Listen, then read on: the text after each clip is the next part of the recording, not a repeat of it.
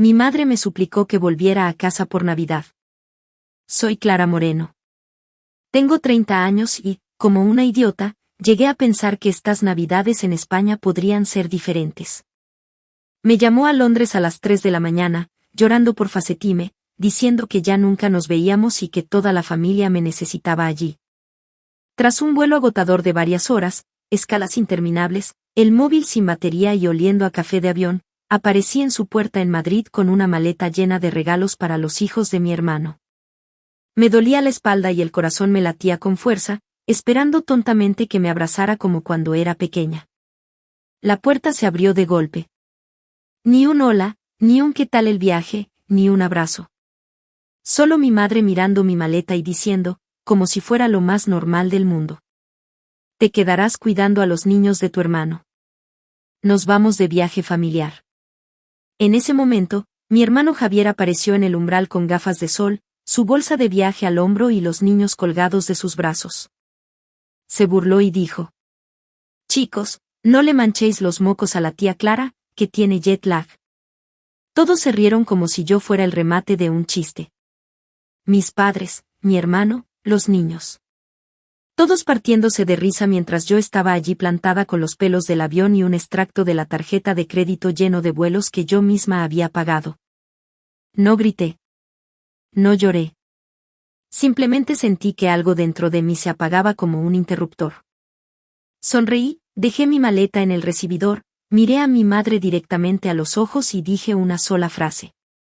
Ese fue el momento en que todo cambió. Las risas se detuvieron. Sus rostros se quedaron pálidos. Mi madre no paraba de susurrar. No, no, de ninguna manera. Para cuando terminé, sus vacaciones de ensueño se habían esfumado. Su casa estaba en juego y yo, por fin, había terminado de ser su niñera gratuita y su banco personal. Quedaos conmigo hasta el final y os contaré exactamente cómo una hija desagradecida arruinó las navidades perfectas de su familia y recuperó su vida en el proceso. Lo curioso es que, en cuanto dije esa frase, toda la habitación se congeló. Pero para entender por qué, tenéis que saber lo que esa gente me había estado haciendo durante años. Mi madre no me echaba de menos cuando me llamó a Londres.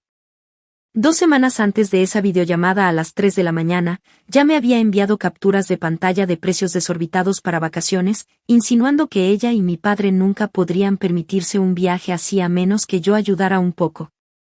Solo por esta vez. Así empezaba cada favor. Cuando mi padre necesitó una operación de rodilla por la privada, envié el dinero. Cuando mi hermano Javier agotó el límite de sus tarjetas de crédito con su gran idea de comercio electrónico, le ayudé a consolidar su deuda. Cuando se rompió la caldera y la hipoteca estaba atrasada, envié dinero, y a la semana siguiente mi madre publicaba fotos en un nuevo sitio de brunch de moda en el centro. Yo vivo en un piso minúsculo en Londres. Cocino casi siempre en casa, voy caminando al trabajo bajo la lluvia y, de alguna manera, seguía pagando el Uber Eats y las suscripciones de streaming de una casa en la que no vivía, en un continente en el que ya ni siquiera residía. Pero esta vez, antes de reservar mi propio billete a casa, presté atención. Guardé cada transferencia de Bizum, cada recibo de PayPal y cada mensaje de gracias, cariño, te lo devolveremos cuando las cosas se calmen. También me di cuenta de algo más. Un correo del banco con mi nombre en una hipoteca que no recordaba haber firmado, porque hace unos años me habían puesto como cotitular solo para conseguir un mejor tipo de interés, y yo había estado cubriendo los impagos desde entonces. Así que, mientras mi madre lloraba por Facetime diciendo que los niños me echaban de menos, yo estaba sentada en mi cama en Londres, mirando mi aplicación bancaria y dándome cuenta de que mi familia solo me trataba como parte del grupo cuando vencía una factura. Estuve a punto de decir que no, pero me asaltó un pensamiento diferente.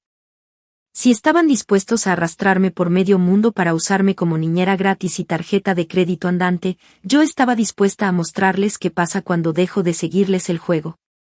Reservé mi vuelo, pero también hablé con un asesor financiero, descargué 3 años de extractos bancarios y preparé un documento legal sencillo. Por eso, de pie en esa puerta en Madrid, mientras Javier se reía y mi madre anunciaba mi horario de niñera, yo no era solo la hija cansada que ellos esperaban. Entré con mi maleta, Dejé que los niños saltaran a mi alrededor y los seguí a la cocina, donde el itinerario del viaje estaba sobre la encimera como una promesa brillante. Fotos del complejo turístico, horarios de vuelos. Mi madre señaló el folleto y dijo: «¿Ves? Por eso te necesitábamos aquí, cariño. Los niños se quedan contigo y nosotros por fin tendremos unas vacaciones de verdad». Miré el nombre del hotel, reconocí el número de mi tarjeta en el correo de confirmación abierto en su móvil y sentí que el interruptor en mi pecho volvía a saltar. Pensaban que había vuelto para hacer su interna y su banco en realidad había volado para hacer algo que debía haber hecho hace años. Sonreí y pedí a todos que fueran al comedor para repasar unas cosas antes de que se marcharan.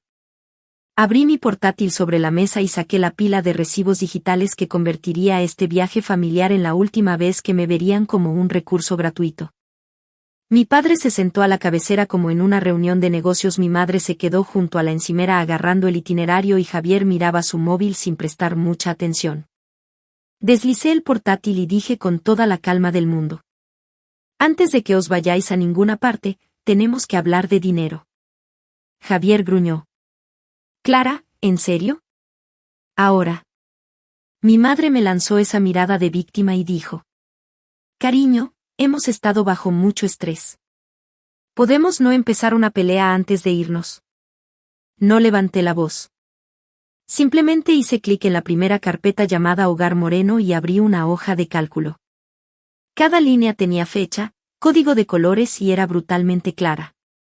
«El pasado marzo, empecé, me llamasteis porque la hipoteca llevaba 2 meses de retraso.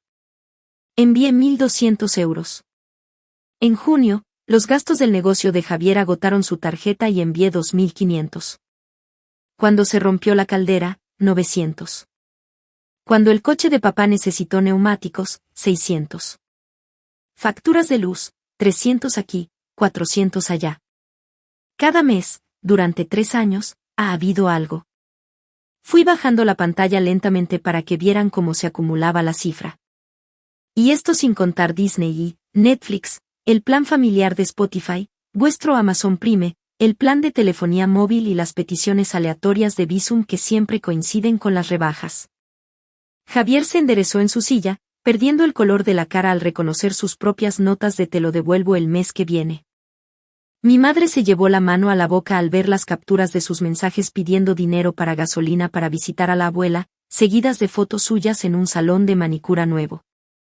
Mi padre apretó la mandíbula al ver la transferencia para su operación de rodilla junto al recibo de una televisión de pantalla plana gigante que apareció esa misma semana. «Esto no es justo», susurró mi madre. «Nos estás haciendo parecer malas personas». Negué con la cabeza. «No os estoy haciendo parecer nada. Solo os estoy enseñando lo que ha pasado de verdad». Llegué al final, a la fila en negrita. El número total estaba allí, enorme e innegable. «En los últimos 36 meses», dije en voz baja, «he enviado a esta casa poco más de 60.000 euros». La habitación se quedó en silencio sepulcral. Javier parpadeó con fuerza. Mi padre se quedó mirando a la pared, con la mandíbula tensa. Mi madre seguía susurrando: «No, eso no puede ser verdad», como si repitiendo la frase pudiera cambiar las matemáticas. Metí la mano en mi bolso y saqué un fajo de folios impresos, que deslicé sobre la mesa junto al itinerario de su complejo de lujo. «Esto», dije, «es un acuerdo sencillo. No es una demanda, no os voy a llevar a juicio. Es solo un registro donde reconocéis que me debéis este dinero y que empezaréis a devolverlo. Aunque sea poco a poco, 50 euros al mes, 100, lo que sea». Lo redacté con un modelo legal y mi asesor lo revisó. «Todo lo que dice es que esto», señalé los 60.000 en la pantalla, «no fue un regalo». Mi padre finalmente salió de su asombro y gritó: «Somos familia. No se pone a la familia en deuda de esa manera. ¿Qué vas a hacer? ¿Demandar a tus propios padres?». Le sostuve la mirada. La familia no oculta una hipoteca a nombre de su hija y la llama cuando el pago llega tarde. La familia no se gasta su dinero en vacaciones y branches para luego decir a todo el mundo que los ha abandonado. Mi madre se encogió como si le hubiera dado una bofetada. Javier agarró las páginas, leyó el primer párrafo y se le quebró la voz. Esto es una locura. No puedo devolver esto. Ninguno de nosotros puede. Me recliné en la silla. Lo sé, y no espero que lo hagáis de golpe. Pero he terminado de vivir en un mundo donde vosotros fingís ser las víctimas y yo soy la chica egoísta que se fue a hacer carrera al extranjero. Si alguna vez le decís a un vecino, a un primo o publicáis en Facebook que os dejé sin nada, les enseñaré estos números. Les enseñaré cada transferencia, cada factura que cubrí. Cada vez que elegisteis el Starbucks antes que el recibo de la luz porque sabíais que yo os sacaría del apuro. Mi madre negaba con la cabeza una y otra vez. No, no, de ninguna manera. No harías eso, Clara. No humillarías a tu propia familia. Me encogí de hombros. No tengo planeado hacerlo, siempre y cuando dejéis de mentir. Entonces hice clic en otra pestaña. La de la confirmación de la reserva de su hotel. El logotipo llenó la pantalla junto con sus nombres, fechas y una nota al pie con los últimos 4 dígitos de la tarjeta registrada. Y sobre ese viaje familiar que tanto os emociona, añadí, manteniendo la voz tranquila, mejor que os sentéis para esta parte. Mi padre frunció el ceño. ¿De qué estás hablando? Señalé la línea de estado debajo del número de reserva. Cancelado. Hace 3 días llamé al hotel y a la aerolínea, dije. Como las reservas se hicieron con mi tarjeta y mi cuenta, tenía todo el derecho. El paquete ha sido reembolsado y los créditos de los vuelos se han movido. Así que, cuando os dije en la puerta que no iba a hacer de niñera mientras os ibais de vacaciones. Cerré el portátil a medias, lo justo para ver sus caras a la vez, lo que quería decir es que ya no hay vacaciones. No sin mí. No con mi dinero. Nunca más a mi costa. Mi padre se levantó de la silla de un salto al ver la palabra cancelado, como si pudiera intimidar a la pantalla para que el texto cambiara. No tenías derecho, espetó, esos son nuestros billetes. Ni siquiera pestañeé. Se compraron con mi tarjeta, desde mi cuenta y con mi dinero. El derecho era todo mío. Él abrió la boca para discutir, pero yo ya estaba pasando a la siguiente ventana. Y eso nos lleva a la casa en la que estamos sentados ahora mismo. En la pantalla apareció un correo del banco con los nombres de ambos. Gary Moreno y Clara Moreno, cotitulares. Mi padre se quedó mirando el monitor mientras el color desaparecía de su rostro. Mi madre susurró. Clara, por favor, esto no. Nos dijiste que era solo papeleo. Tragué el nudo de amargura en mi garganta. Me dijisteis que era una formalidad y que no me afectaría, pero he sido yo quien ha cubierto los impagos de esta hipoteca durante años. Cada vez que olvidabais un recibo, mi historial crediticio también se hundía. Pulsé un botón y apareció un vídeo en la esquina de la pantalla. Era mi asesora financiera desde Londres. Giré el portátil para que mis padres pudieran verla. Ella explicó, con un lenguaje calmado y profesional, que como cotitular, mi crédito estaba atado a esta casa y que los constantes retrasos me estaban perjudicando. Añadió que yo tenía el derecho de solicitar al banco que me eliminaran del préstamo. En la práctica, eso significaría que los demás titulares tendrían que calificar por su cuenta, refinanciar o, si no cumplían los requisitos, la propiedad tendría que venderse para liquidar la deuda. No puedes hacer eso. Gritó mi madre temblando. No podemos permitirnos mudarnos ni pagar una cuota más alta. Eso es algo entre vosotros y el banco, respondió la asesora. Clara no está obligada a mantener su nombre en un préstamo del que no se beneficia, especialmente cuando ella es quien pone la diferencia. Terminé la llamada con el corazón golpeándome las costillas. Mi padre se encaró conmigo. ¿Vas a dejar a tus propios padres en la calle por unos números en una pantalla? No, le miré a los ojos. Voy a dejar de permitir que juguéis con mi futuro mientras actuáis como si os debiera mi vida entera. Si podéis permitiros hoteles y aviones cuando creéis que yo estaré aquí para cuidar niños, podéis permitiros sentaros con el banco y averiguar cómo pagar vuestra propia casa. Saqué una carta doblada de mi bolso. Este es mi aviso formal de que voy a detener todos los pagos automáticos relacionados con esta propiedad. El banco se pondrá en contacto con vosotros a partir de ahora. También voy a cerrar la cuenta corriente conjunta que mamá me convenció de abrir por si había una emergencia. Mi madre emitió un sonido ahogado. Pero de ahí sale el dinero para la comida y las facturas de la luz. ¿Cómo vamos a gestionarlo? De la misma manera que cualquier otro adulto en este país, respondí. Con vuestros propios ingresos, vuestro presupuesto y vuestras propias consecuencias cuando gastáis de más. Abrí otra pestaña con todas las domiciliaciones que había configurado. Hipoteca, luz, internet, suscripciones, entregas de comida, el pago del coche. En todas aparecía mi nombre como pagadora. A partir de hoy, estos pagos se detienen, dije, mientras mi cursor pasaba sobre el botón de cancelar en cada uno de ellos. Recibiréis vuestras propias facturas a vuestro nombre. Si llegan tarde, será un problema vuestro con las compañías, no mío con mi historial de crédito. Javier finalmente habló, con el pánico asomando en su voz. Clara, no puedes quitarnos todo de golpe. Al menos danos tiempo. Buscaré más horas, haré más turnos de reparto, lo juro. Solo no nos jodas así. Tienes 34 años, le espeté. Tienes 2 hijos. Deberías haber estado haciendo eso hace años sin usarme a mí como red de seguridad. Él se quedó mirando la mesa con la mandíbula apretada. Por un segundo, casi me hablando. Casi vuelvo a mi papel de siempre. La que lo arregla todo, la ayudante silenciosa que llora en la ducha y luego abre la aplicación del banco para que todo el drama desaparezca. Pero recordé cómo se habían reído en la puerta y cómo mi madre había dicho tú cuidarás a los niños como si fuera una tarea más en su lista de quehaceres. Esa parte blanda de mí se cerró de golpe. Fui dando a cancelar uno por uno. Los correos de confirmación empezaron a sonar en mi móvil. Mi madre respiraba cada vez más rápido y mi padre se hundió en su silla. Esto es cruel, murmuró él, nos estás castigando. No, negué con la cabeza. Por fin salgo de un papel que todos escribisteis sin preguntarme, y os doy la oportunidad de ser honestos sobre lo que de verdad podéis permitiros sin esconderos detrás de mi cuenta bancaria.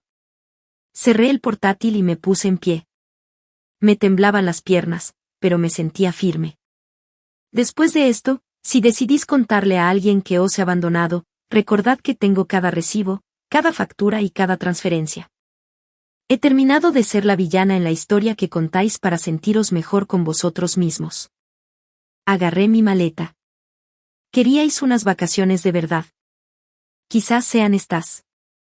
Unas vacaciones de fingir que soy vuestra solución mágica para cada mala decisión.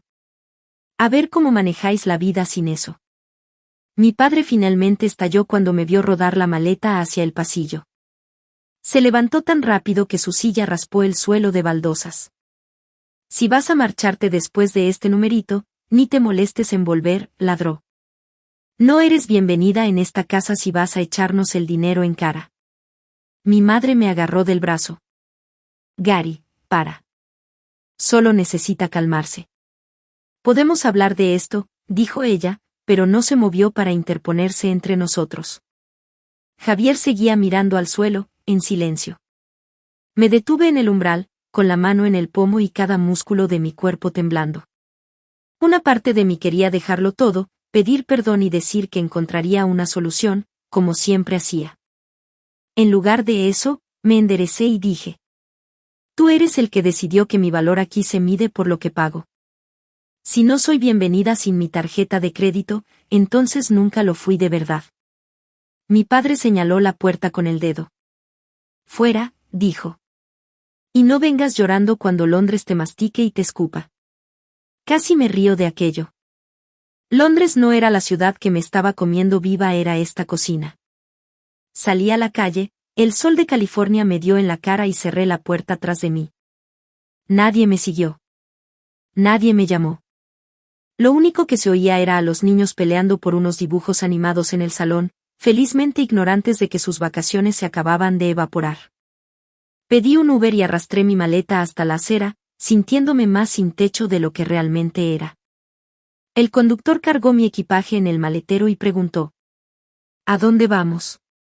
Respiré hondo y le di la dirección que nunca les había dado a mis padres. Un rascacielos en el centro de San Diego, a 15 minutos de su tranquila calle, pero en un mundo completamente diferente.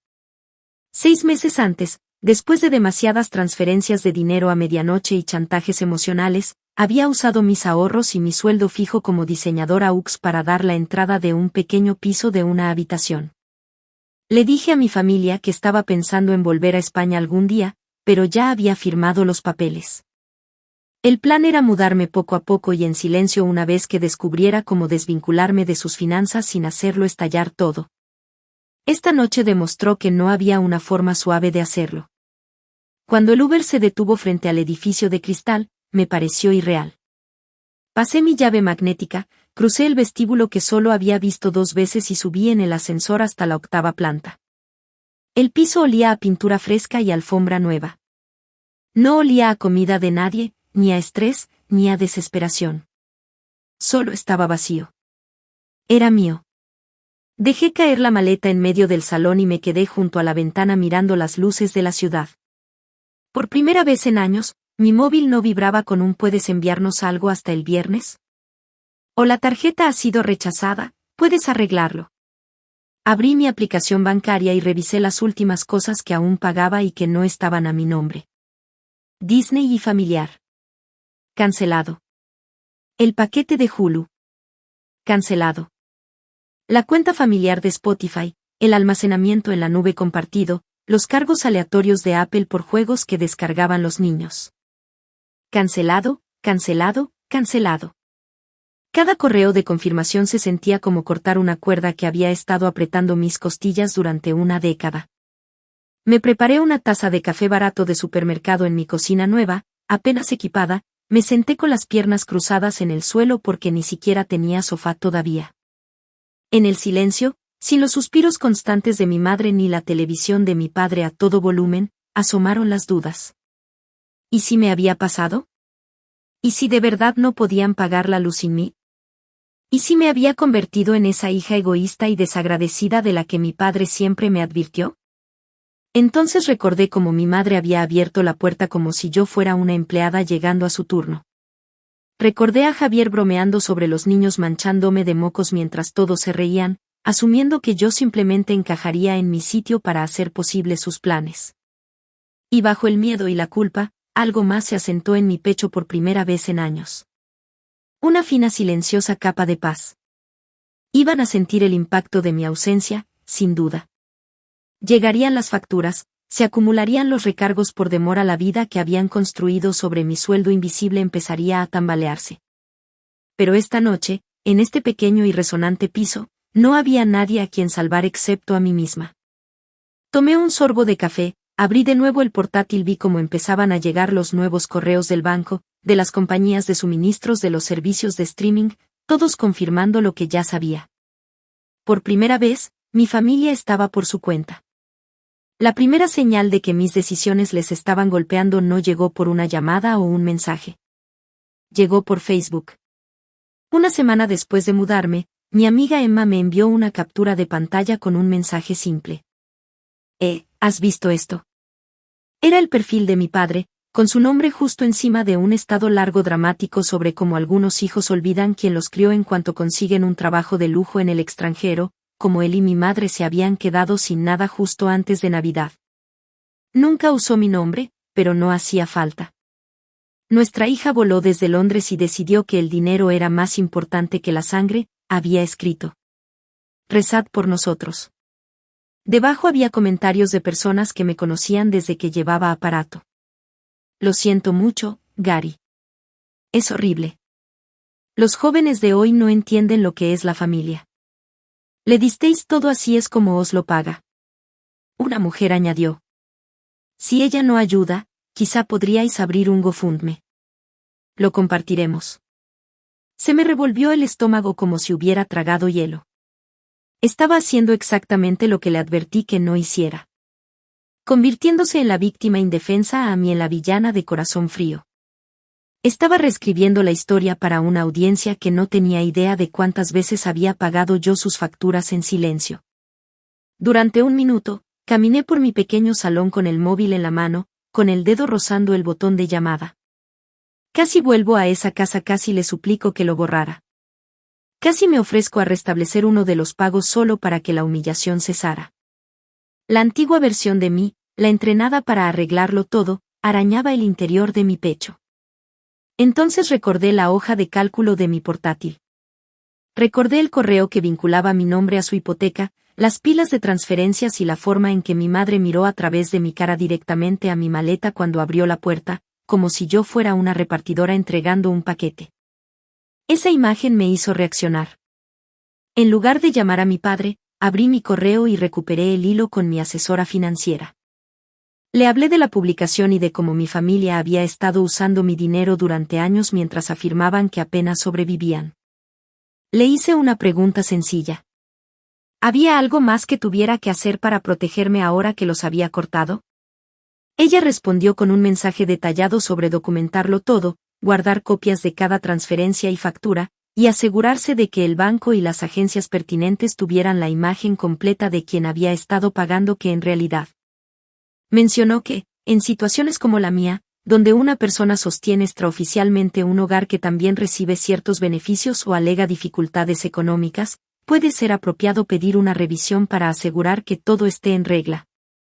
No necesitaba un manual paso a paso, solo necesitaba saber que no estaba loca por pensar que algo no cuadraba. Durante las semanas siguientes, mientras mi padre seguía publicando quejas vagas sobre hijos ingratos, empezaron a llegar sobres a la casa de su tranquila urbanización. No los vi yo misma, pero los mensajes frenéticos de mi madre me dijeron lo suficiente. ¿Has hablado con el banco?, escribió una mañana. Nos ha llegado una carta sobre la reevaluación del préstamo. ¿Quieren información actualizada? Otro día, temprano un lunes, llegó una ráfaga de mensajes. ¿Hay algo de Hacienda? Me estoy asustando. Pensé que habías dicho que todo estaba bien. ¿Por qué hacen preguntas? Yo nunca había dicho que todo estuviera bien, había dicho que ya no iba a arreglar las cosas a oscuras. El banco quería documentos actualizados para la hipoteca. Las compañías de servicios querían el pago total en lugar de los pagos parciales que yo había estado colando en el último segundo, como una limpiadora invisible que recoge un desastre que nadie más reconoce. La cómoda niebla en la que habían estado viviendo se estaba disipando, y no quedaba nada tras lo que esconderse excepto la realidad de lo que realmente podían permitirse. Javier finalmente me escribió pidiendo vernos en una cafetería cerca de mi edificio. Cuando entró, parecía más pequeño sin su sarcasmo habitual. Tenía ojeras, barba de varios días y una mochila de reparto colgada al hombro. Se dejó caer en la silla frente a mí y fue directo al grano. Papá tiene que callarse en Internet. Esos posts están empeorando todo. Se está avergonzando a sí mismo, a mamá y, sinceramente, a mí también. Y sé que estás enfadada, pero con esto de las cartas y las llamadas. ¿Hiciste algo, verdad? Le miré fijamente a los ojos. No he hecho nada, Javier. Solo he dejado de ocultar la verdad. Si el banco hace preguntas, es porque las cifras que declaráis no coinciden con la realidad de quien paga la hipoteca. Si Hacienda os busca, es porque habéis estado recibiendo miles de euros en donaciones no declaradas para mantener un nivel de vida que no os corresponde. Solo he dejado de ser vuestro escudo fiscal. Él suspiró y se pasó las manos por la cara. Mamá está destrozada. Se pasa el día llorando. Papá se niega a vender el coche nuevo, dice que es una cuestión de dignidad. Pero van a perder la casa, Clara. Si no nos ayudas a refinanciar, en 3 meses estaremos en la calle. Entonces tendréis que venderla, dije con una frialdad que me sorprendió a mí misma. Vended la casa de Madrid, buscad un piso más pequeño en las afueras o volved al pueblo. No es el fin del mundo, Javier. Es solo vivir según vuestras posibilidades. Él se levantó bruscamente. Eres de hielo. Mamá tenía razón, Londres te ha cambiado. Ya no eres de los nuestros. Si ser de los vuestros significa dejar que me hundáis con vosotros mientras me llamáis egoísta, entonces me alegro de haber cambiado. Javier se marchó sin despedirse. Una semana después, recibí una llamada de un número que no esperaba. Mi madre. Pero esta vez no gritaba ni lloraba. Su voz sonaba pequeña, derrotada. Clara. Susurró. Hemos puesto el cartel de se vende. Tu padre no lo sabe todavía, pero he hablado con el banco. Voy a liquidar la deuda y buscar algo para nosotros dos. Javier dice que se mudará con la familia de su mujer. Sentí un alivio inmenso, pero también una punzada de tristeza. Por primera vez en décadas, mi madre estaba tomando una decisión basada en la realidad y no en una fantasía financiada por mí. Es lo mejor, mamá, le dije suavemente. ¿Vendrás a vernos? ¿Sin abogados ni hojas de cálculo? Preguntó ella. Algún día, mamá. Cuando pueda entrar en esa casa y sentir que soy tu hija, y no tu cajero automático. Pasaron los meses. La casa de Madrid se vendió. Mis padres se mudaron a un piso pequeño en una zona más asequible de Castilla-La Mancha, donde la pensión de mi padre y el pequeño sueldo de mi madre realmente cubren sus gastos. Javier, por fin, empezó a trabajar horas extra de verdad para mantener a sus hijos, sin esperar que su hermana pequeña le cubra las deudas de sus negocios fallidos. El día de Nochebuena, estaba sentada en mi propio sofá en mi piso de San Diego. Tenía una taza de chocolate caliente en las manos y las luces del árbol parpadeaban contra el cristal de la ventana. No había vuelos cancelados, ni niños que cuidar por obligación, ni transferencias de emergencia. Mi móvil vibró. Era un mensaje de mi madre. Una foto de una pequeña mesa de comedor con un mantel sencillo, 2 platos de jamón, queso y una botella de vino barato. Feliz Navidad, Clara. Te echamos de menos. Gracias por hacernos despertar. No respondí de inmediato. Me quedé mirando la foto. Por primera vez en mi vida, no sentía la obligación de estar en otro lugar. No era la salvadora, ni la villana, ni la cuenta corriente de nadie. Era simplemente Clara. En cuanto a mi padre, lo último que supe de él fue otro post vago en Facebook sobre familia que te da la espalda. Le silencié, luego bloqueé su perfil y su número. Se sintió menos como dar un portazo y más como cerrar una herida que se negaba a sanar. Aquí está lo que aprendí. La familia no deja de ser familia solo porque digas no. Las personas que realmente te quieren acabarán ajustándose a tus límites. Los que solo estaban allí por lo que podías darles, te llamarán egoísta en el momento en que dejes de desangrarte por ellos. Duele. Es solitario. Pero a veces, la distancia es la única forma de dejar de ahogarse en las malas decisiones de los demás. Así que, dejadme preguntaros esto. Si las personas que agotan vuestra cuenta bancaria y vuestra cordura comparten vuestro apellido, ¿seguiríais pagando el precio solo por ser llamados leales? ¿O os marcharíais como hice yo y finalmente os daríais permiso para ser vuestra propia familia? Gracias por escuchar mi historia hasta el final. Si resonó contigo, dale like, escribe en los comentarios qué fue lo que más te tocó y no olvides decir de dónde eres. Suscríbete al canal, vienen muchas más historias.